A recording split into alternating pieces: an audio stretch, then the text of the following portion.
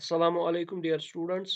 मेरा नाम है शाहिद मंजूर। तो आज हम बात करने वाले हैं आयोनाइजेशन एनर्जी की, जो कि एक इम्पॉर्टेंट टॉपिक बनता है आपके कॉम्पिटिटिव एग्जाम्स के एस्पेक्ट से। ठीक है, तो आयोनाइजेशन एनर्जी को समझने से पहले हमें एटम के बारे में थोड़ी बहुत सी नॉलेज होनी चाहिए। फॉर एग्जांपल, अगर मेरे पास कोई एटम ए है, ये मेरे पास एक एटम ए है, तो अगर मैंने इस एटम को बनाया है, इस एटम के बीच में क्या होगा? न्यूक्लियस होगा। क्या होगा बेटा?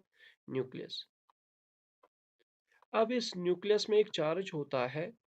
ठीक है, उस चार्ज को हम बोलते हैं न्यूक्लियर चार्ज। Nuclear charge. ठीक है, इस न्यूक्लियर चार्ज को हम रिप्रेजेंट करते हैं जेड से। एंड ये न्यूक्लियर चार्ज किसकी वजह से होता है? It is because of number of protons.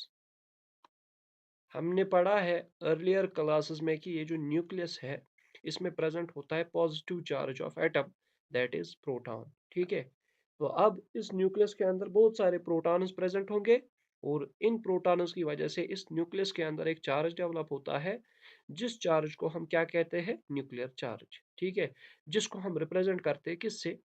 किससे बेटा?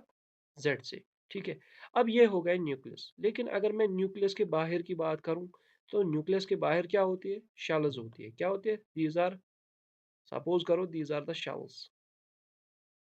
ठीक है, अब इन शेल्स के अंदर अगर हम जाएंगे, तो सपोज करो ये जो है shell, this is the outermost shell, और इसको हम नाम देंगे nth शेल। ठीक है, और इस वाली शेल को हम क्या नाम देंगे? n minus one shell. ठीक है, n माइनस वन। और ऐसे ही यहाँ पे ये जो शेल है, ये बनी n माइनस टू। ऐसे ही ये कौन सी बनी? n माइनस थ्री वाली शेल।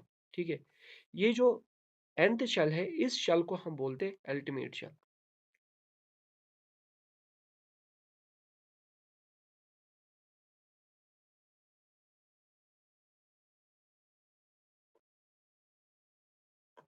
तो इस शेल को हम क्या कहते हैं? Ultimate shell. ठीक है, इस लास्ट शेल को हम क्या कहते हैं? आउटर मोस्ट शेल भी।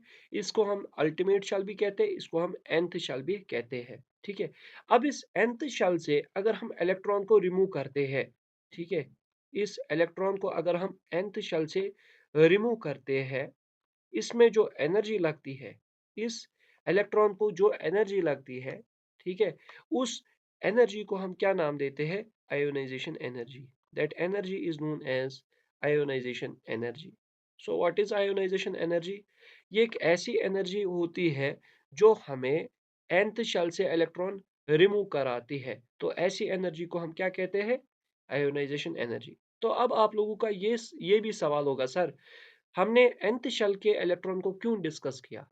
nth शेल के अलावा यहाँ पे n माइनस वन भी है, n माइनस टू भी है, n माइनस थ्री वाली शेल भी है। लेकिन इनके अलावा, इनके बावजूद क्यों हमने nth शेल को डिस्कस किया? तो रीजन एक ही है यहाँ पे, दैट इज ये जो तीन शेल्स है, ठीक है, या n माइनस वन हो, n माइनस टू हो, या n माइनस थ्री वाली शेल हो, these are closer to nucleus, these are closer to nucleus। Nucleus के क्लोजर होने की वजह से क्या होता है? ये जो न्यूक्लियर चार्ज होता है, न्यूक्लियर चार्ज हम बोल सकते हैं जेड। जेड जो है, ये टाइटली होल्ड करके रखता है किनको? इलेक्ट्रॉन्स को। Tightly holds the inner electrons, the inner electrons. तो ये जो जेड है, ये क्या करता है? इनर इलेक्ट्रॉन्स को टाइटली होल्ड कर पाता है। ठीक है, इसीलिए हम उन इलेक्ट्रॉन्स को इजी वे में नहीं निकाल पाते हैं। तो इजी वे में कौन निकाला जाता है? Outer most electron. Outer most electron means जो कि हमारे अल्टीमेट शेल में प्रेजेंट होगा, क्योंकि उसको निकालने के लिए हमें कम से कम एनर्जी लगती है, और उस एनर्जी को हम क्या नाम देते हैं? Ionisation energy. ठीक है, तो आयोनाइजेशन एनर्जी कौन सी एनर्जी होती है? ये एक ऐसी एनर्जी होती है जो हम आउटर मोस्ट इलेक्ट्रॉन को रिमूव कराने में लगती है, जो हमें आउटर मोस्ट इलेक्ट्रॉन को रिमूव कराती है। किससे? एटम से। तो अब अगर सपोज मेरे पास एक एटम एक्स था, अब इस एटम एक्स से मैंने क्या किया? इलेक्ट्रॉन को रिमूव किया। ठीक है, तो अब इस एटम एक्स पे क्या चार्ज आएगा? प्लस चार्ज आएगा। और यहाँ पे ये जो एटम है, इसको हम क्या कहते हैं? Isolated gaseous atom. Isolated gaseous atom. क्यों? यहाँ पे एटम जो है वो न्यूट्रल स्टेट में एग्जिस्ट करता है, उसके ऊपर कोई भी चार्ज नहीं होता है। लेकिन जो ही हम यहाँ से इलेक्ट्रॉन को रिमूव करते हैं तो इस एटम पे क्या आ जाता है बेटा? चार्ज आता है। इस एटम पे क्या आ जाता है? चार्ज आ जाता है। और इस चार्ज के डेवलप होने के पीछे जो रीजन है दैट इज आयोनाइजेशन एनर्जी। क्योंकि अगर हम आयोनाइजेशन एनर्जी को नहीं देंगे तो ये जो चार्ज है या हम बोल सकते हैं ये जो इलेक्ट्रॉन है आउटर मोस्ट शेल का, ये रिमूव नहीं हो पाएगा। ठीक है, तो अब ये जो आयोनाइजेशन एनर्जी है ये किसे कहते हैं? ये वो एनर्जी होती है जो कि हमारे आउटर मोस्ट इलेक्ट्रॉन को रिमूव कराती है। किससे? एक न्यूट्रल एटम से। और उस न्यूट्रल एटम को कन्वर्ट कराती है किसमें? एक आयनिक एटम में।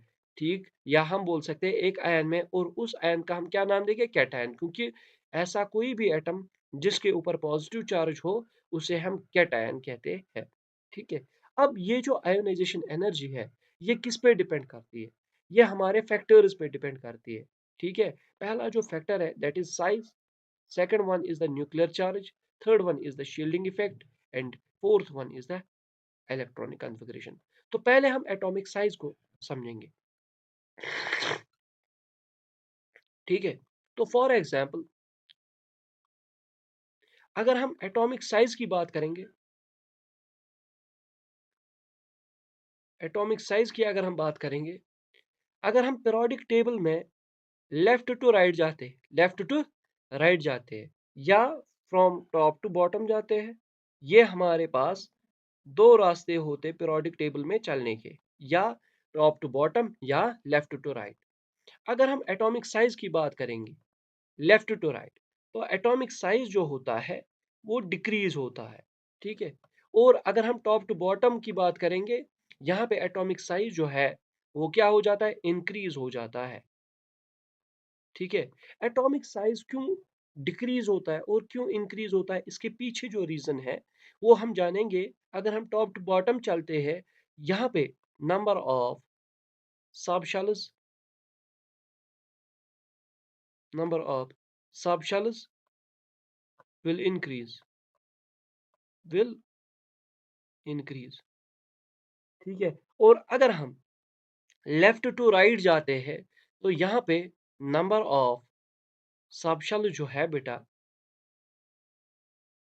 That remains constant, that remains same.